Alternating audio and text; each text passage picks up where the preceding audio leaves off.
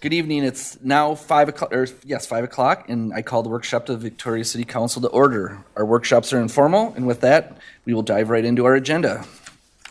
We have 2 items on our workshop agenda this evening. The first item is an update on the various transportation projects in Victoria. Kicking us off this evening is City Engineer Kara Guerin. Ms. Guerin, the floor is yours. Good evening, Acting Mayor, Mayor Pro Tem, and Council. So we are going to give an update tonight on the transportation projects. Generally, for the most part, we aren't going to be covering any new material with the City Council, but believe it or not, it is nearly March, which I find mildly terrifying because it means construction season is very quickly coming, which means all of this talk about these projects happening someday is here. So we're hurtling very quickly towards actual construction of the improvements that we have frankly been talking about for 5 years now. As it relates to Highway 5, even longer prior to that. So this is our transportation roadmap, and I would be remiss to not highlight people who are following the city's social media and receiving email updates from the city should have very recently seen a very detailed update from our communications team highlighting some of this information. So we're really looking to expand on some of that communication that was shared digitally recently with the City Council. But we will be focused tonight on the projects that are highlighted here on this map. And really, these are the transportation projects that will be affecting the City of Victoria in the next 25, 26, 27, and a little bit of spillover into 28 as the projects get wrapped up. I won't be revisiting the need for these projects with the City Council because we have talked about these extensively. So the first project I want to talk about is 82nd Street. And I do want to note that the graphics that I'm using for the projects are the same graphics that I used in the fall. So there may be some tweaks that have occurred through the final design process that may not be apparent in these graphics. When the project moves from preliminary design to final design to detailed construction plans, tweaks occur within the design. The graphics haven't been updated to reflect those final design plans, but generally the scope of the improvements have remained unchanged. So 82nd Street, Highway 18, the design is complete. The project has been bid. A contract has been awarded. The pre-construction meeting has been held. Weekly construction meetings are starting tomorrow. So construction on this one is happening. So the way it's listed in our communication is that construction's anticipated to begin weather dependent in April, but you're already seeing work happen in and around the project area. So some tree clearing has already occurred. If you're around and in the area, there's been utility work happening. So when we talk about utility work, we're talking about anything from city sanitary sewer and water facilities to underground cable lines, underground telephone lines, gas lines, electric lines. All of those facilities have to be relocated to accommodate projects like this. So that work already started happening in advance of this construction. So some of that work began last fall. You might see signs of it occurring already today. So that project is in full swing. Once construction starts to begin in earnest, 82nd Street will be closed to through traffic, essentially from April to November. So the entire construction season, the road will be closed to through traffic. Local access will remain for the residents who live along 82nd Street, and those folks will be communicated directly with by the project team for how and they'll get in and out to their homes, and that access will change. There'll be periods of time where they will have to come all the way to Victoria to get to their homes, and then there'll be periods of time where the people living in Victoria may have to go all the way to Chanhassen and Chaska to get to their homes. So those folks will have specific directions from the project team with advance notice. Now, as the council's aware, we do have a roundabout plan for construction at the intersection of Bavaria. As is going to be the case with all of the roundabouts that we're talking about here, the intersection will have to be fully closed to through traffic, which we've discussed with the council previously, to facilitate that construction. So right now, the targeted plan for construction of this roundabout is mid-July to start. And so when that happens, Bavaria will be closed to through traffic. And right now, we're hearing mid-July up till September for a full closure, but we'll start to have more detailed information on that timeline as the contractor lays out their schedule and that information gets communicated to us. When the road is closed to through traffic, there will be a posted detour.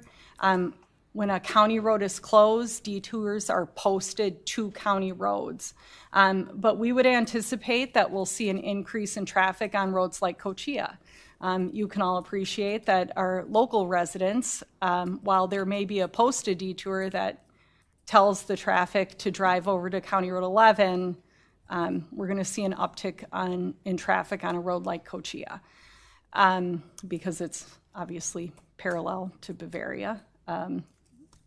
Those of you who live there are likely to see more traffic in that area. So as we get more information about the closures and the timing, we'll continue to share that information as it becomes pertinent.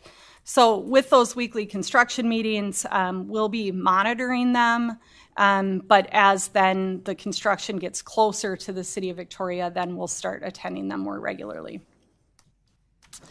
Can I ask you a question about that? Do we know, so I know I've heard from a few residents in my neighborhood in the Woodlands that's a bit affected by this, and then, there's a couple other neighborhoods that are close. Have they been looked at, in those other neighborhoods, if as part of this roundabout they're like creating turn lanes on Bavaria into some of those neighborhoods to take that aren't there now that won't stop traffic? I thought I heard that was maybe being done, but I just wanted to check. Yeah, so there are no planned expansion or improvements to Bavaria as part of this project. The county is completing a mill and overlay on Bavaria as part of the Highway 5 project. South of this intersection on Bavaria, that actually is a city street. So if we wanted to explore making improvements on Bavaria, that would be something for us to talk about. And then the only other question I had was, I know at one point there was some talk about still potentially trying to get the trail on Bavaria going to 5. Did that ever get added to this? That is included in the Highway 5 project and is funded. Okay, perfect. As part of the Highway 5 project. Thank you. Yes. Marsh Lake Road, Highway 11 and 14, that roundabout is funded. That project has been bid. The county is in the process of awarding a contract, so that construction is planned to begin in mid-April, provided that the contracts get awarded and they can get going with construction. This is another full closure. So this intersection will be closed to through traffic, looking like mid-April to early July. Once the contracts have been awarded, we'll have a better idea of what that refined project schedule looks like. This will be another posted detour. We'll share more information about what that posted detour looks like when we have that information handy in front of us. But if my recollection is correct, the posted detour would be County Road 43. So from 10 over to 43 up to 11, depending on which part of the construction we're talking about. The project, as it's getting awarded, does include the trail extension. So the trail from the Laketown neighborhood that just ends right now will be extended down to the Huntersbrook neighborhood. So we did include that in the project scope. and ended up, the costs came in favorably, so it is getting included. That is a big, when we talk about these trail gaps, being able to construct them as part of these highway projects is significantly more cost effective than coming in and building them after the fact. So as part of that too, this trail system will connect into Chaska. So this is a big win for the community also in terms of getting another trail connection completed. With the closures, like the roundabouts specifically, I know we don't know exact dates and we won't until contracts are awarded and all that, but how much in front of the closure do we put those signs there so people know? Is it a week, 2 weeks? I can get back to you with what the specifics are for each contract. Okay, because that's important if, not everybody's on the website, right? Yes. And so if they see it, okay, it's going to be next week, starting next week or the week after or whatever it's. Yeah, I don't want to speak what specifically is in these contracts, if it's a 14-day notice or a 7-day notice, without confirming that as fact. The next one, Highway 11 North, so that is the improvement to 11 north of the city's project at 5 and 11 to improve, widen out the shoulders, improve some of the curves adjacent to the Carver Park Reserve. This project can be built without a full closure, except for a couple of areas where they have to do some culvert work. So this work can happen under traffic, but the project timing is being coordinated with the city's 5 and 11 project, so that we're coordinating our two projects. This project has been bid and is in the process of going through the county's process to be awarded. So being awarded, and then we'll have a more precise scheduling information for this one shortly too. The last one for 2025 is the Highway 5 and 11 improvement project that is being led by the city. I'll just have the same note about this graphic. This one too is a little bit out of date because I am showing this connection as not being included in the plan set. It is now included in the plan set. We are connecting through here. At the time the graphic was developed, we were still waiting for the Olivine project to be solidified, so that's been completed now, so we have that in the scope. The timing of this project, we are still working through the final approvals for this project and the final environmental process, so we aren't bidding this until April. Construction would start in June. The way we are staging this project is that all of the work north of Highway 5 will be completed first. So construction of Steiger Lake Lane and the northern roundabout and all of the work on County Road 11 will be completed first.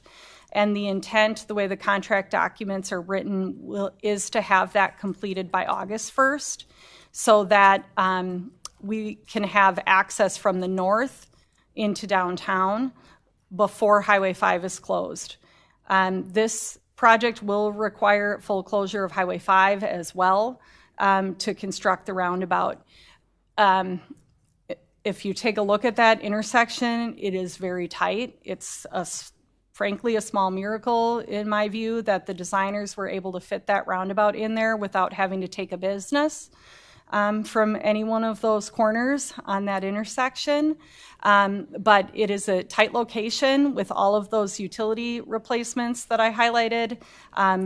Our sanitary and sewer both need to be relocated or modified to accommodate the roundabout construction in certain areas, certain parts of the roundabout, and then other utility underground facilities are going to be impacted as well. And then, of course, the construction of the roundabout does need to occur. As we look to finalize the construction documents, we are looking at different tools we can put in place to, this isn't the word we use in these documents, but I'm going to use it here because it's easier, but to incentivize having the construction completed on time or early. to get Highway 5 open as fast as possible, because this is going to be a real challenge, particularly for our Victoria residents that live to the west of here in the Lake Bridge neighborhood and the Auburn neighborhood. With this full closure, those folks are going to have to drive west towards Waconia to go east, which is going to be a challenge for those folks. So we want to make sure that they're hearing about this, preferably sooner than when the sign goes up, 7 days before the closure, so they can at least not have it be a surprise for them. So we are aware that neighbors are aware of it by previous attendance we've had in our previous open houses on the project, but we want to make sure to continue to get the word out. And then, of course, lastly, I don't want to not mention the Big 5 project, which is scheduled for the majority of the construction to be in 2026 and 2027. That covers all of the roads shown here in orange on this graphic. Rolling Acres Road, I'm going to simplify here, but Rolling Acres Road will be closed to through traffic in 2026, and Highway 5 will be closed to through traffic from Victoria, from downtown Victoria, all the way to 41 for all of 2027 construction season. So it is fair to say that all of the residents of Victoria are going to be greatly inconvenienced at one point in time or the other of the next 3 years. So we do have a number of meetings coming up that I want to draw everyone's attention to. The first one actually is coming up on Wednesday. This is actually a town hall related to Highway 5 noise. So this isn't specifically construction related. This relates to specifically the process on noise walls. So through the many meetings on the Arboretum Area Transportation Project, we've gotten a lot of questions about how the process lays out to have noise walls considered to be installed along a road like Highway 5. So at the meeting, the noise team will inform attendees on the noise process. So there'll be an overview on the noise analysis requirements and the process that Carver County and MnDOT are required to follow under both state and federal regulations. So when you're talking about whether or not a noise wall gets built or not, there's very precise criteria that must be met in order for a wall to be built. The criteria is precise to ensure that there's an objective process that results in the efficient use of public funds.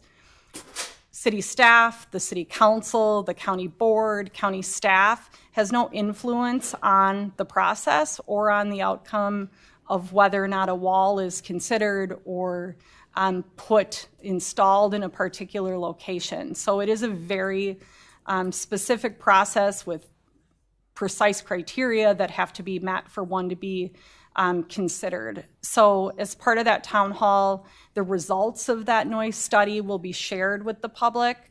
And then there'll be an opportunity for a conversation between the community and the project team members about the findings of that process. So of course, council members are welcome to attend.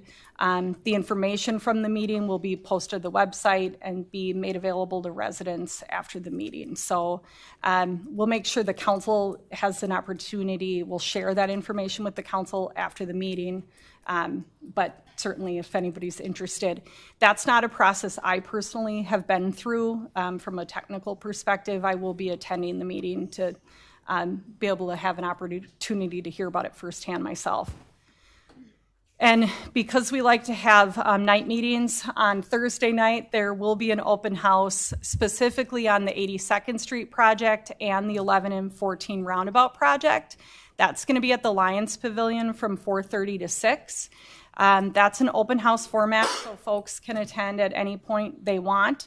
The purpose of that meeting is really to learn more about the traffic impacts. So if you want to understand, maybe you missed the previous many open houses about what the scope of the project is, so that's another opportunity for folks to hear about what the plan improvements are, but also to really understand what the traffic impacts and construction schedule is for the project. So those teams will have information about posted detours and more detailed information about project duration stuff than I shared as an overview tonight.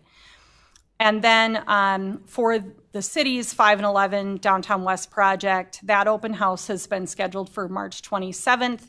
That'll be from 5 to 6:30. Same thing, we'll be covering the traffic impacts and more construction-related items, and that'll be held here from 5 to 6:30 in City Hall. Same format, there won't be a presentation, and the project teams will just be here.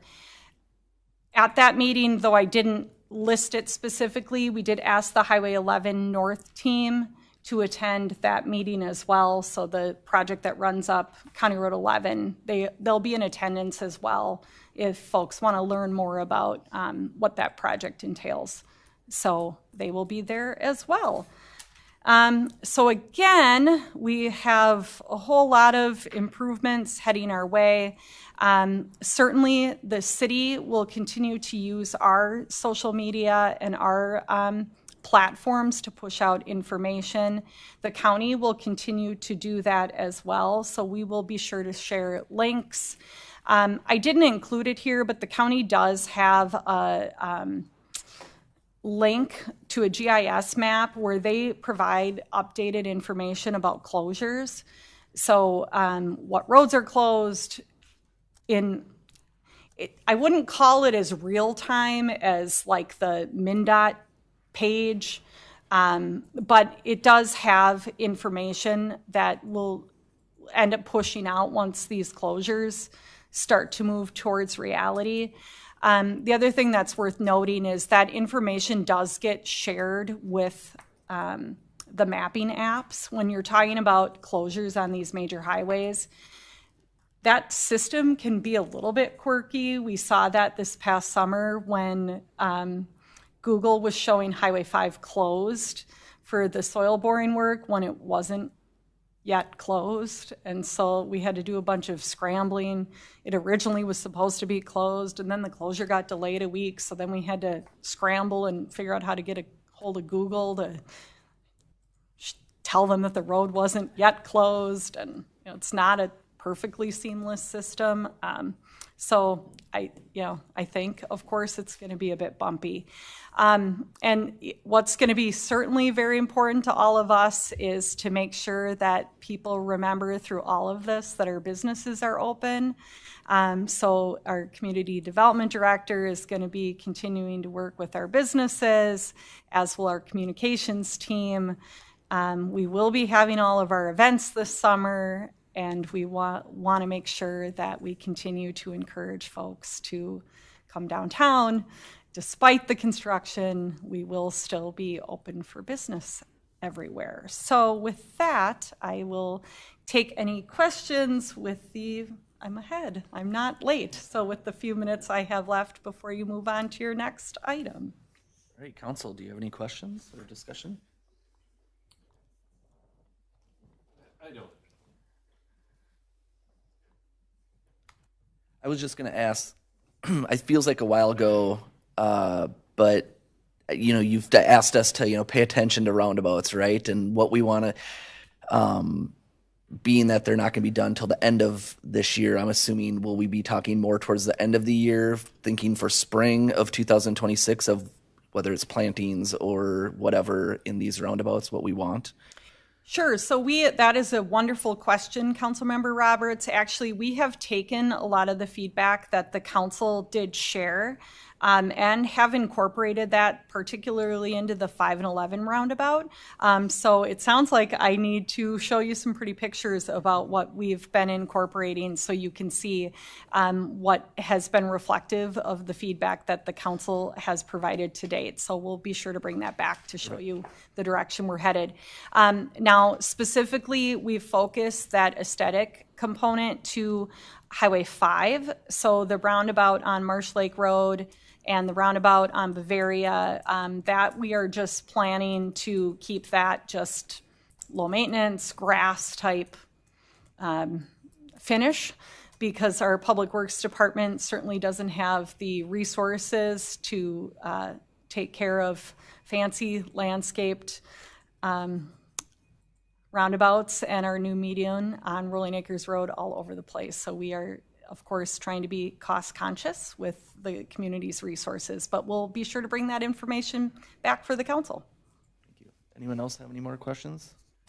Just, I guess, and you may or may not know this, on the main 5 and 11 part of the project with well, maybe it's even the improvement. When you say close Highway 5 for the majority of 27, I think. Oh, yeah, the big one? The Yep. big one. Highway 5 improvements, I'm sorry. Is there a way for us to look at closing portions of 5, or is that what they're thinking? Because I'm thinking like Minnewaska Parkway could be a great avenue for people to get over to 7 or whatever. Is that, or do you know if there's ways to kind of segment some of those closures on 5 so they can use that artery to get to other areas? Sure. So the project team evaluated lots of different staging alternatives and concluded that closing Highway 5 and constructing it at once was going to be the least disruptive to the community. They are going to try to prioritize getting the westerly segment open between Rolling Acres Road and downtown as soon as they can.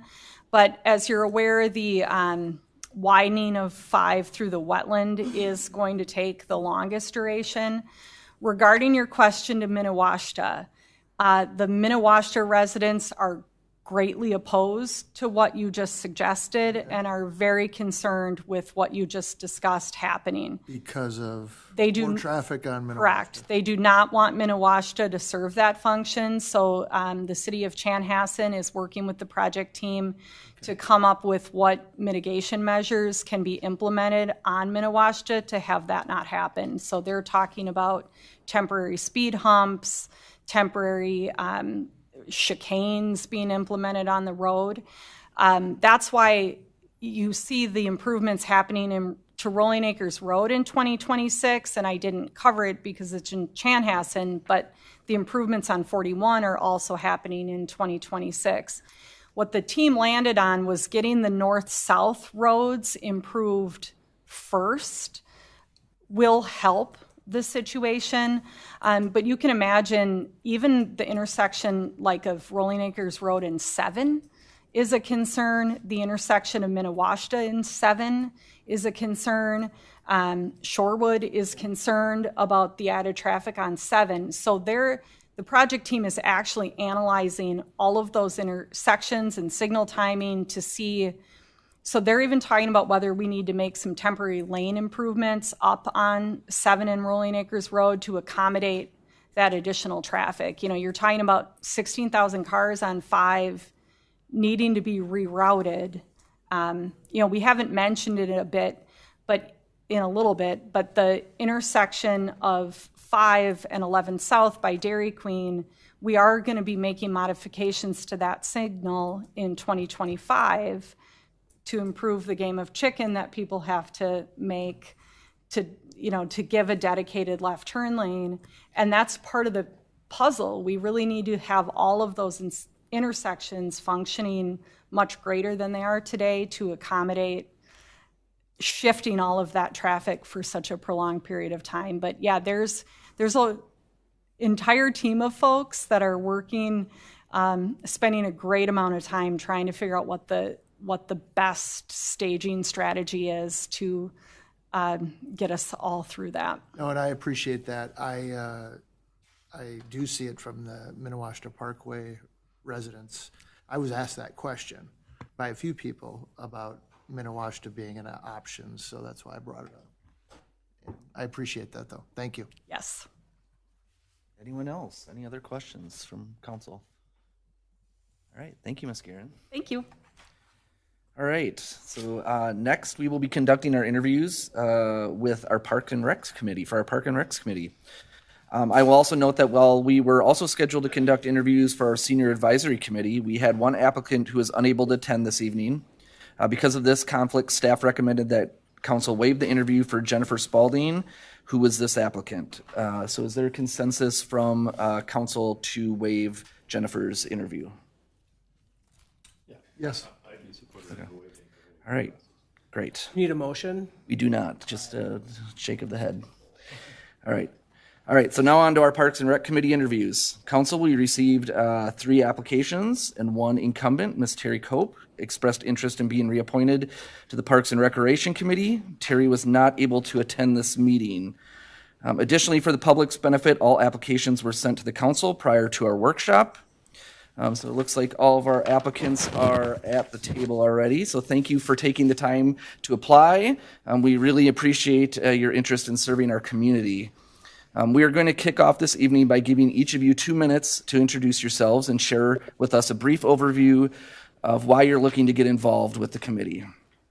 I'm going to ask our city clerk to use a timer so that when you hear the alarm, please wrap up your thoughts as promptly as possible so that everyone has an opportunity.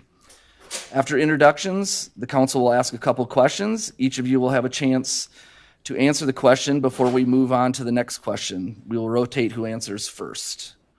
Are there any questions from the applicants before we get started? All right, with that, let's begin with introductions. Why don't we start over here with Alexander? My name is Alexander. I live on Woodstone Drive. My wife and I have recently bought a house over there in April. The reason I want to be part of the Parks and Recreation Committee is because kind of 2 main reasons. One, I'd like to be part of government, and this is kind of be my first step into government. I see myself going further within government as well. And then the second step is I used the trails while my wife and I were training for a marathon, and I was blown away by the quality of what was there. And that was something that it really impacted me, and I thought that was something that more people should go and see and more people should go and experience. And the second portion is I'm a bow hunter, and I think that the archery range and the walking trail back there are incredible. I think that these 2 kind of main things that I've been able to experience have drawn me to want to be part of this committee. And I think that the ways that I can help benefit is I want to help drive more young folks to get out there and experience it, especially children. I want them to be outside. I want them to get experiences outside. And I think that as the Parks and Rec Committee, we should be pushing them as hard as we can to get them outside, give them opportunities to go and experience these things. Thank you. All right, Adam, we'll move on to you. Why don't you introduce yourself? All right, thank you. Appreciate the opportunity to be here tonight. My name is Adam Dewar. I live at off Scenic Loop Run. My wife and I moved here in November of 2024, so 3 months now. But when we moved from the North Loop of Minneapolis, I knew I wanted to get involved right away and do what I could to get engaged with the community. I think I have a special interest in kind of the parks and recreation just as a runner like Alexander, utilize the pathways, have a young child who utilizes the parks, and I think that, the parks and recreational facilities are often a gateway for people when they come. It's the first welcome, it's the first impression. So this is a way that, visitors are seeing our community, seeing our values, our character, and who we are. And I think it's also, the parks and recreational facilities are a great way to just enhance residents' lives. So I think, I'm passionate about that. I want to be involved and help out. I think in my day job as an attorney, I have a lot of experience advising boards and working with committees. And so, I understand the value of listening, hearing different perspectives, understanding other people's perspectives, knowing your answer might not be right, respecting that, listening to folks, and kind of coming to a resolution that makes sense. So, like I said, excited to be here, be part of the community, and looking for a great opportunity to be involved with the Parks and Recreation Committee that aligns with my values and what I like to do outside. So, thank you. Thank you. All right, Chris. Yeah, my name's Chris Casey. I live at 10145 Corral Way, so the Victoria South area. And just thank you for letting me come in and speak today. Super excited, like all of you, to kind of take a first step in government, which is pretty cool. For me, really 3 big reasons why I'm interested. First of all, I'm passionate to give back to a community that my wife and I, we intend to be here for the next 50 years. We have a chocolate lab. We've loved running around all the parks already. We have our first kid coming here in June, and this is the community we want to give our time to, so passionate about that. Second is I love Parks and Recreation, just like both of you. I ran the marathon, so I can tell you there's a lot of trails that I couldn't even run. There's so much to do here.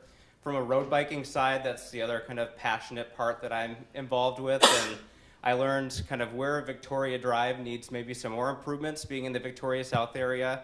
There's a lot of feedback that we have as we continue to grow. So hopefully I can be someone on the ground giving connections for that. And then lastly, how do we bring technology into the conversation? I love Strava. If you haven't heard of it, it shows a lot of good trail mapping and where people are finding new trails. Hopefully we can use the digital and technology tools so everyone can either map around our community, but also as someone coming from Shakopee, I know where you need to be able to connect from nearby communities too. So lots to be passionate about. Thanks again for giving me the chance. Great, thank you, Chris. All right, council, we'll open it up here. Who would like to begin with our first question? Why don't we just sort of do it clockwise? I'll take number one, and I'll just take them in the order that we have printed, and then we'll rotate from there. So, Mr. Heim, question for you, and then your contemporaries here. What are your, and you probably have covered some of this, please tell us about your interests and passions related to Park and Rec, and how would you bring those to the committee, please? Sure. Interests would be triathlon, so biking, running, marathon running, and then bow hunting. I'd say that's the biggest one. And then bringing that to the committee would be, giving more people the opportunity, maybe even improving those, improving the archery range out there, finding different ways to incentivize, maybe not incentivize, but influence people to go and try that out and really go and experience that. I think that you can, I would love to even work with maybe Cabin Fever down the road and get people trained up on how to use a bow and arrow and get them out there and experiencing it. Great, thank you. Mr. Casey, do you need us to repeat the question, or do you feel comfortable with it? No, I think I'm comfortable. So for sure, just kind of like the others here, biking and running is one thing I'm passionate about that I know I could bring the technical tools into maybe some of the conversation, especially as we grow Victoria South. The other thing I didn't bring up is I was a collegiate baseball player, so one of my side kind of coaching parts on the weekends is working with the Minnesota Twins. So there's a lot that we do with youth camps that we bring into areas, and I'd love to find ways. They've made it to Chaska, but they haven't made it out to Victoria and kind of farther in this direction. So I'd love to find ways outside of running and cycling to engage kind of in new ways that are Parks and Recreation. Thank you.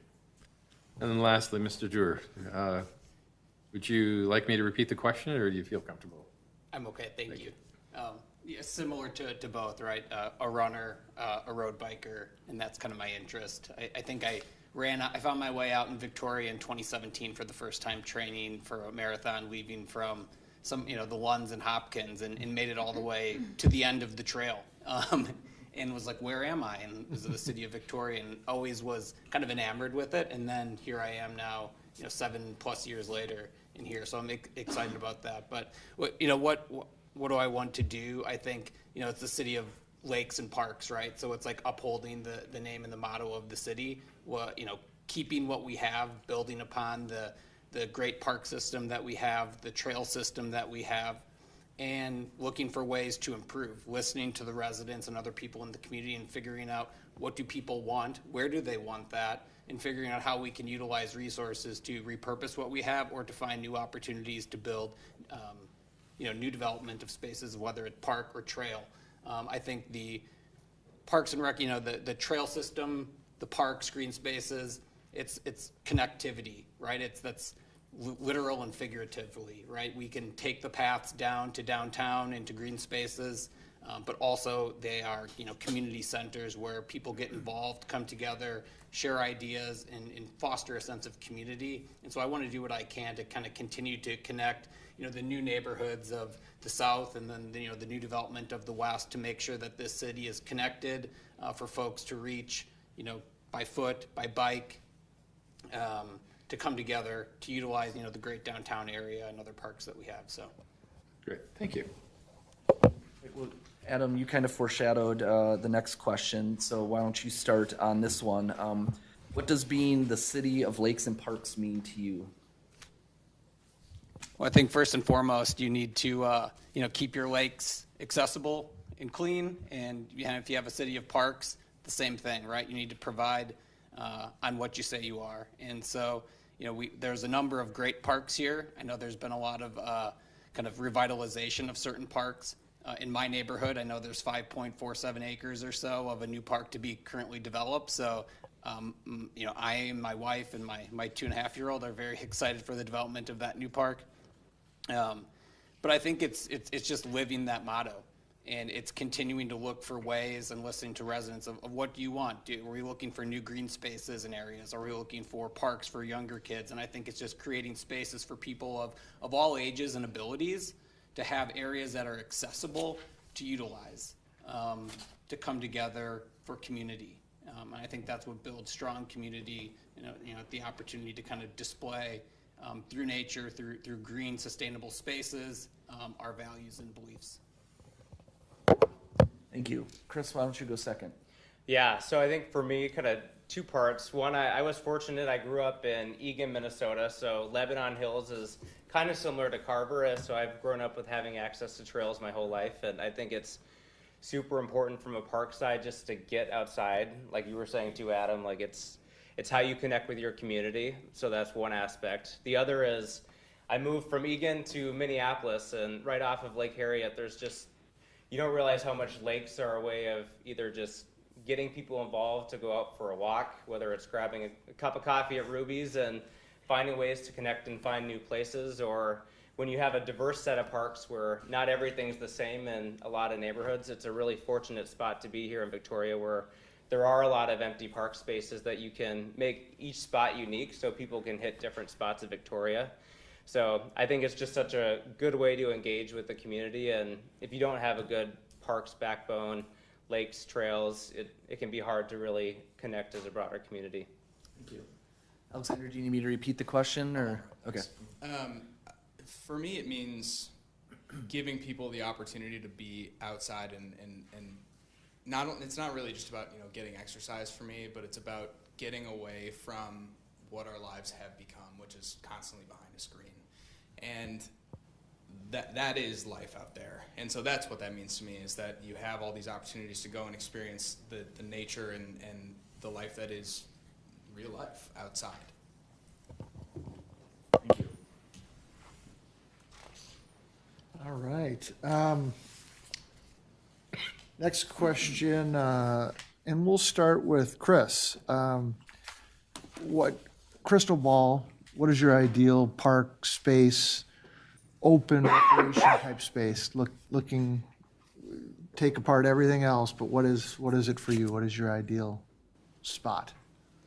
Yeah, I think my ideal spot, maybe not the pickleball trend, that might already be something of the past, but I think for me it's just, I was just in Montana. I thought what was really unique is they almost kept the green space as just something that was open for people to be a part of, but they found ways to kind of build a surrounding community, a big kind of core walkway. The more you can keep that open, that's really cool, with kind of a middle grassy area where people really can choose whatever they want it to be. So in some cases, the best parks sometimes aren't something that has a lot built onto it. It's how do you keep it open so people can really dream up what they want it to be. As a road biker, I might need to add in a bike fix station along the way, as you definitely get some flat tires. So I think for me, it's giving people the space, and sometimes it doesn't involve kind of building all the parks, all of the kind of places to play. You can kind of choose how you want to play. Excellent, thank you. Alexander? For me, it is, this doesn't mean to be going exactly against what Chris says, but I actually view it as I want all of, if full crystal ball, I want it to have everything that somebody would want to go and do outside, from pickleball courts to the archery range to playgrounds for children with slides and things along those lines, but plus also an open field where people can play Frisbee or just hang out outside, have a picnic, something along those lines where it's simple. I like the event center that you guys have out there, like that. Those are things where I think having an outlet for the interest of whatever that person may have is my ideal scenario. Excellent, thank you. Adam, if you need me to repeat the question, or are you good? No, thank you, I'm good. Okay. I think the ideal situation, if you had unlimited, space and resources, right, you probably could put everything in one spot. But if you can't, I think the next best thing is having the ability to connect those pockets through a system of safely accessible path, walkway, trail. It could be a dirt trail through a wooded area. But to connect those pockets and include some green space, some could be some workout facility or a bench, a water fountain, right? And I think utilizing those spaces and understand folks have different interests, but having a way to connect them so it's easily accessible. You don't have to worry about like, well, how am I going to get over here? I need to get in my car and pack up my stroller to take my child to the playground, or I need to put my bike on its rack to get back over to this other trail. I think having the accessibility and trying to do the best we can to connect things without the use of motor vehicle or otherwise to safely allow families, elderly individuals, young kids on bikes to just be able to walk around and utilize the space, because I think that's the goal for everyone. So my crystal ball is to facilitate the ability to access those pockets of interest. And the more different interests you can kind of coordinate together, the better. But at the end of the day, even just some green space where you can have some creativity, throw a blanket out and have a picnic and kick a ball around or throw a ball around, creates a great opportunity as well. So at the end of the day, I think accessibility for me is the key. Excellent. Thanks to all of you. Adam, you're going to get to start with us, and thank you for coming. I look at you guys and I'm like, 10 years ago, this is kind of what I was doing too. So thank you for sticking your nose out there and trying to get involved. All right. As a committee member, you're an ambassador to the community. What does it mean to you, and why do you think it's important to have community ambassadors, especially for the Park and Rec Department? Adam, you get to go first. Yeah, I think as a committee member, as an ambassador of the community, you need to carry yourself that way. And I think make sure you're conducting yourself in the right and appropriate way. But I think as an ambassador for the Parks and Recreation Committee, it's advocating for what you are interested in. And I think everyone up here can probably say that's probably pretty natural for them. I think everyone has their own different interests and aligned interests and why they're interested in this committee. And I think it's being able to go out there and be a cheerleader, a sponsor, and also just a listener, asking the questions, right? When I think of what an ambassador is, I know what I'm interested in. I also know that some of my interests can be more narrow than others, and people have different interests than I do. And one of my favorite things in all walks of life is to ask a question or multiple questions and listen, because I think the sharing of ideas and the listening of ideas expands my knowledge, my thinking, and provides different opportunities for me where I'm like, I've never even tried that before. Bow hunting, for example. So as an ambassador, I think first and foremost, it's putting the right foot forward for the community. And when your name's out there and it's attached to this committee, you're doing the right thing. And I think it's talking about what you're doing, generating conversation, and that leads into the third thing, questions and listening and hearing what people think, and then taking that information back and seeing what we can do as a committee, and talking with the council about what makes sense, what are people saying, and what makes sense for our community. I think you're up next, Alexander. Thank you. You need me to repeat it? All right. So what it would mean to be an ambassador to me would be I should be acting how I would expect other people to act. So if I want people to be outside, I should be outside myself. And kind of going off what Adam was saying, I completely agree. I think I view as an ambassador as a person that you would go up and ask questions to or give them pointers on where to go for something. I think there's so much here in Victoria that I don't know if everybody knows exactly what they can go and do, and so being that point of contact for the community is by far one of the most important things to do. But second off would be when going to make decisions, you aren't just making the decisions based off of your specific interests. It's more so focused on what are the interests and the needs of our city, and how are you going to help influence that by the decisions that are made by the Parks and Recreation Committee.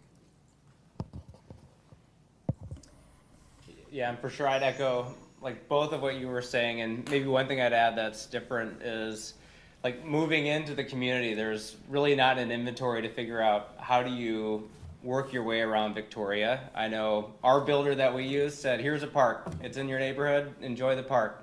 And it's just a really unique experience where you need some type of ambassador to kind of say, hey, don't just stay in your little neighborhood bubble. You've got parks just across the street. Every time I go run or anytime I bike, I find 5 new ones that I didn't know about. And it's your job being a committee member to really be that ambassador to go out and educate all that we have. And I know the city puts a lot of programming on that. I'm a social media hawk when it comes to what Victoria is putting out, so I'm kind of rah-rah for that. But how do I just help to bring that to all the new neighbors that are coming into my area? So I hope to be someone that can be that feedback person for a lot of people. Thank you. All right, we went through our set questions. Does anyone have anything else that they would like to ask? I think I'd like just a quick question from each one of you, very quickly, and I'll just take the same order that I started with. So with Alexander, tell us really quick, in 2 points each, what do we do well? What do we need to do better?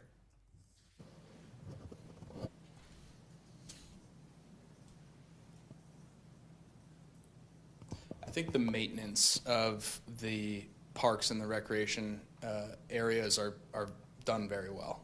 I think what could be done better would be somehow displaying the information and getting that information out to more people. I'm also a social media hawk, but I don't know if a lot of people are familiar with the offerings that the city has in the Parks and Recreation area. Thank you.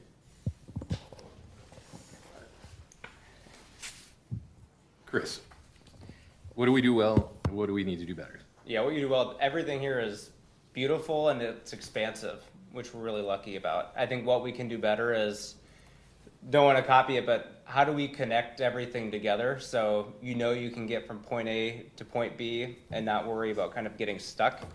I think there's a lot we can do to kind of promote that and use kind of ways to map out the city in a way. Okay, great, thank you. And lastly, Mr. Drury. I think the resources currently here are great, and they, the parks in the Lakes and Parks motto is there for a reason.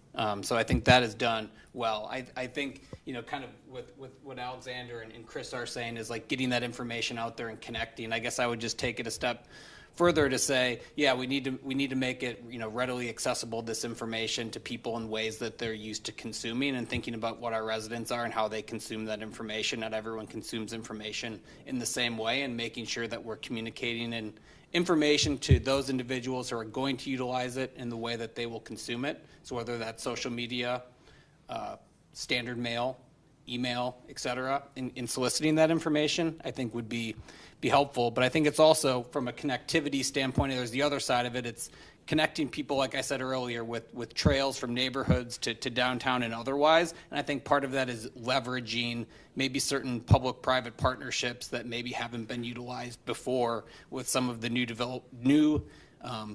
developments that are here with some of the builders.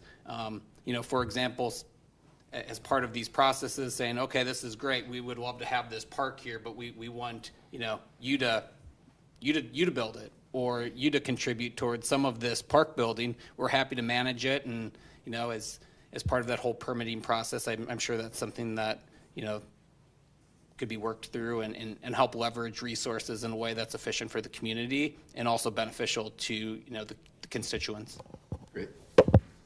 Thanks for those questions and answers, gentlemen. Andy, do you have anything else? I think I'm good. Thank you. Christian? Can I ask some other questions? Yeah, absolutely. Start off with, are you a member of the Victoria Rec Center? And if you're not, why not? We'll start with Chris. I am not currently a member. Yeah. I think for me, it's just education on how to sign up. So that's on me for not getting set there yet. Are you a member someplace else at this point in time? I have lifetime. Okay. Yep. All right, so I figured. Adam, on to you, same question. I am not currently a member. I'm not a member anywhere else. My membership is in the basement on the treadmill. Fair enough. So, but it's something that I do know about. It does interest me, knowing about the rinks and the open skate and having a 2.5-year-old who's been out on the pond now twice and very eager to skate and get out there. It is definitely something that our family's looking to leverage more. Getting settled here after 3 months, I think getting accustomed to what's there. It's something we're interested in, but not a member yet. Same I'm thing. also not. Okay. And the reason is I travel a lot for work, and the gym membership that I have allows me to go to like 30,000 different gyms, and Lifetime happens to be one of them. So easy enough to get there. Good deal. Thank you. Can I ask one more? We've got time. We'll start with Alexander. This is basically a position where you're volunteering your time. What other organizations have you volunteered your time to? I have nothing as of yet Okay. that I volunteer my time to. But this, so outside of work, that's it.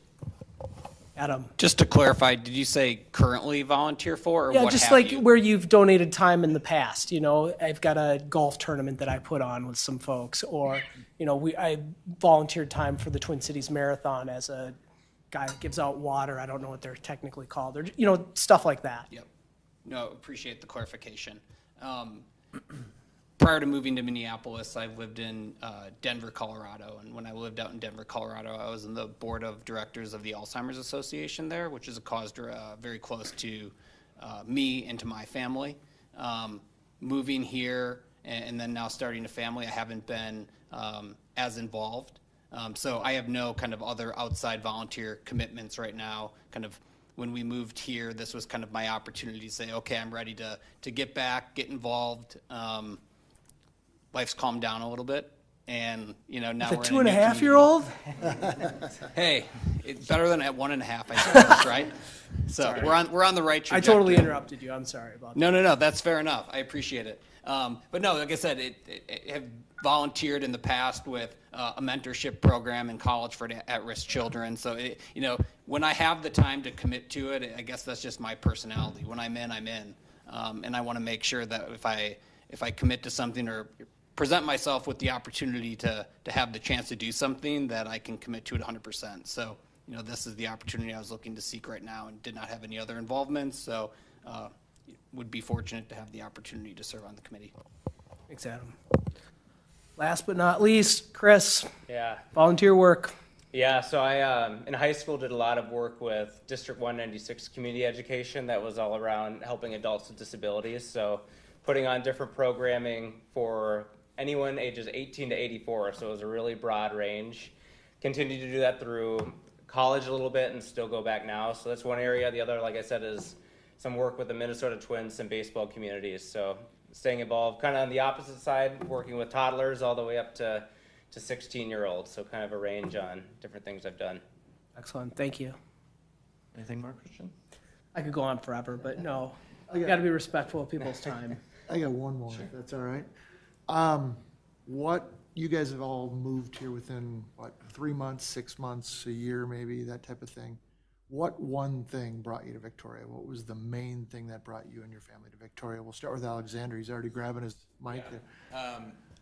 I played Deer Run 75 times before I moved here, and a house came up on the market, and it was on Deer Run, and I was like, we need number one to get that.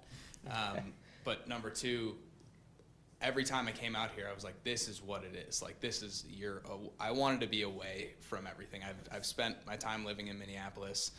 I don't want to be around that many people. I want to move, and I want to have a city and a community feel. And that is something that I noticed right away here. And it was pretty incredible, because I was the Cars and Coffee, or I think is what happens on Wednesdays in the evenings. I would go down there, and it would be kind of shocking because I lived in Eden Prairie when I was growing up, and there was nothing like that. I mean, there's nothing even close to that. And so being able to see all of these people come together and do things together was kind of a sight for sore eyes, and that kind of sealed the deal for us. Where it was like, yeah, we all need to move our lives here. Great. Thank you. We'll go to Adam.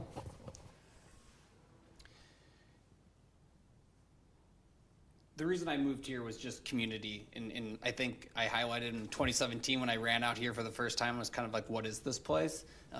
Had some family move out to Minnetrista about 8 years ago, and got a little closer to here, and kind of always admired from afar.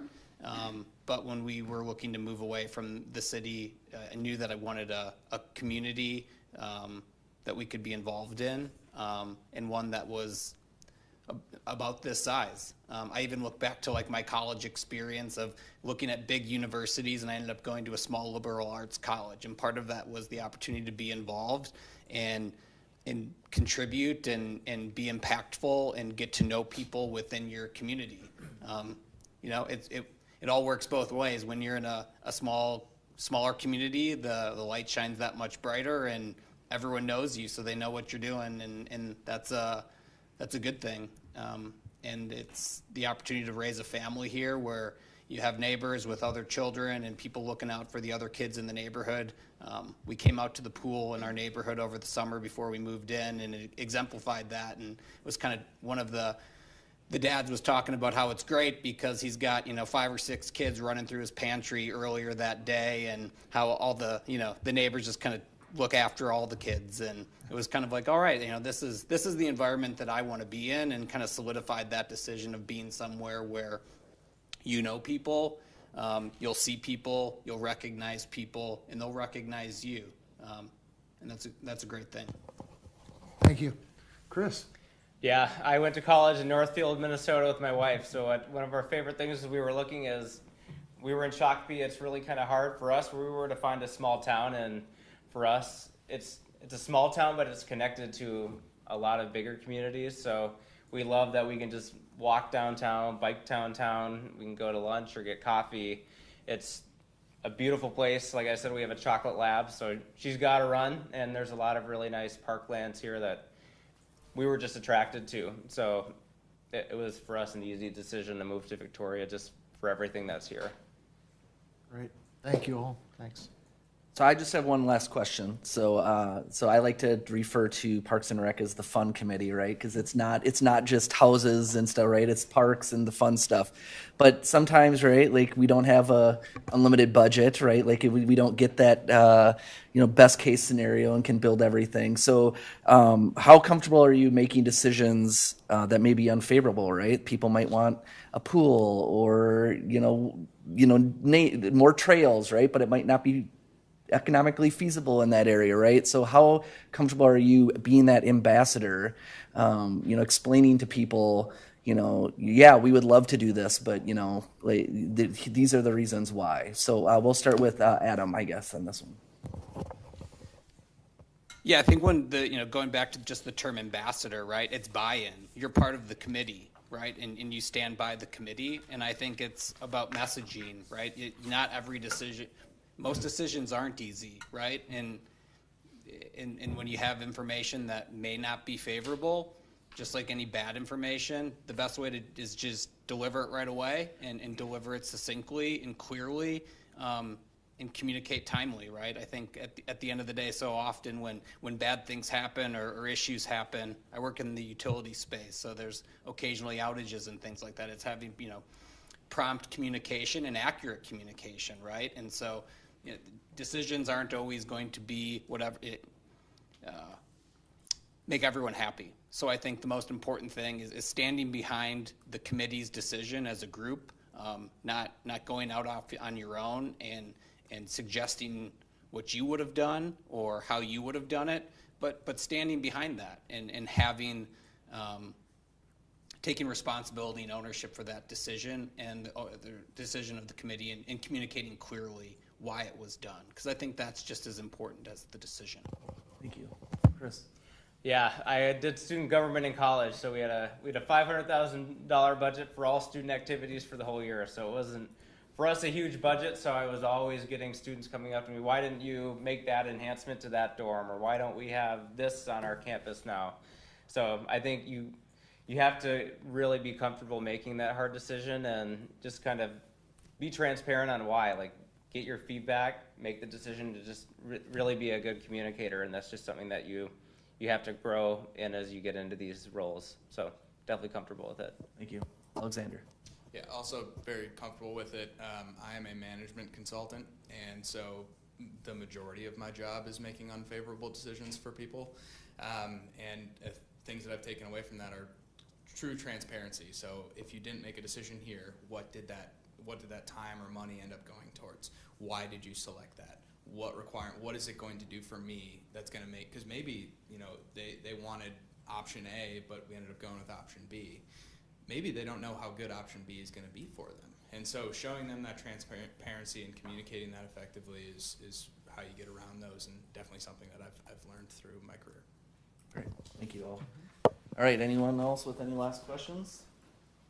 All right. Doesn't look like it. So we are not going to make any decisions tonight. So we will make the official appointments at our regular council meeting on March 10th, after we've also had an opportunity to interview our planning commission applicants. Council, is there any further discussion, or is there any other information you need to help make a decision by that time? I'll put this to you, Mayor Pro Tem.